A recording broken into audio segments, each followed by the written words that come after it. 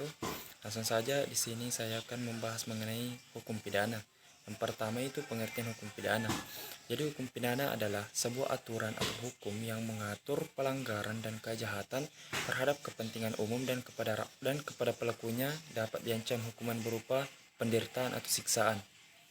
Menurut Pompe, hukum pidana adalah semua aturan hukum yang menentukan terhadap tindakan apa yang seharusnya dijatuhkan pidana dan apa macam pidananya yang bersesuaian. Selanjutnya, pembagian hukum pidana. Jadi pembagian hukum pidana ada dua, yaitu pidana umum dan pidana khusus. Pidana umum adalah jenis pidana yang termasuk dalam kodifikasi, sedangkan pidana khusus adalah tindakan pidana yang pada dasarnya punya regulasi tertentu. Selanjutnya, tujuan hukum pidana. Menurut Radford, yang pertama itu keadilan, yang kedua kepastian, yang ketiga kemanfaatan.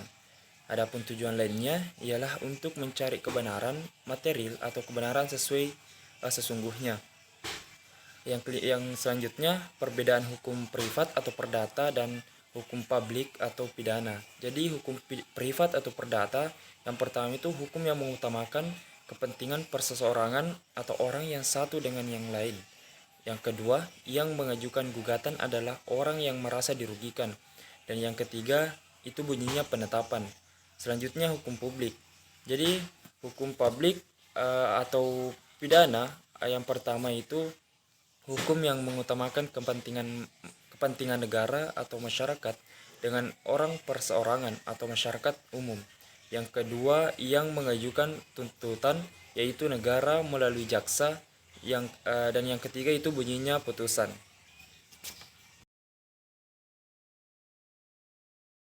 Delik. Jadi delik berasal dari kata delictum yang berarti perbuatan pidana atau tindak pidana. Delik dan tindak pidana itu memiliki arti yang sama. Unsur delik yang pertama itu perbuatan, yang kedua ada sifat melawan hukum, yang ketiga ada kesalahan. Jadi ada kesalahan terbagi menjadi dua, yaitu sengaja dan lalai. Sengaja adalah adanya unsur kesengajaan atau mengandung niat, sedangkan lalai adalah tidak mengandung niat. Yang keempat itu dapat dipertanggungjawabkan atau mens rea. Oleh karena itu, jika orang gila yang melakukan perbuatan pidana bertentangan dengan hukum, jelas melakukan kesalahan, namun orang gila tersebut tidak bisa dikatakan melakukan delik atau tindak pidana karena ia bukan orang yang mampu mempertanggungjawabkan perbuatannya. Yang kedua, macam-macam delik. Jadi delik itu ada beberapa. Yang pertama delik formil dan delik material, delik sengaja dan delik tidak sengaja, delik aduan dan delik biasa, dan delik umum dan delik khusus. Jadi delik formil adalah delik yang dikatakan selesai kalau sudah terjadi satu atau dua kegiatan. Yang kedua delik material. Jadi delik material ini adalah delik yang dikatakan selesai adanya akibat. Selanjutnya delik sengaja. Jadi delik sengaja ini adalah delik yang dilakukan dengan sengaja yang mengandung niat. Sedangkan delik tidak sengaja adalah delik yang dilakukan dengan tidak sengaja dan tidak mengandung niat. Selanjutnya delik aduan. Jadi delik aduan ini yang hanya bisa dituntut apabila ada aduan dari korban. Dan yang delik biasa adalah delik yang dapat dituntut tanpa adanya suatu pengaduan. Sedangkan delik umum adalah delik yang bisa dilakukan oleh semua orang. Dan delik khusus adalah delik yang dapat dilakukan oleh orang tertentu atau yang mempunyai keahlian tertentu. Baik, selanjutnya kita beralih ke materi ketiga, yaitu dolus. Jadi ada 3 bentuk dolus menurut Van Hammel. Yang pertama, sengaja sebagai maksud. Jadi dalam hal ini ada motif yang melatar belakangi dan ada modus atau perbuatan. Yang kedua itu kesengajaan. Kesengajaan dengan kesadaran tentang kepastian.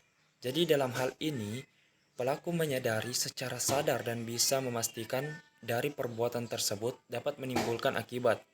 Jadi di sini saya akan mengangkat contoh, yaitu kasus pembunuhan.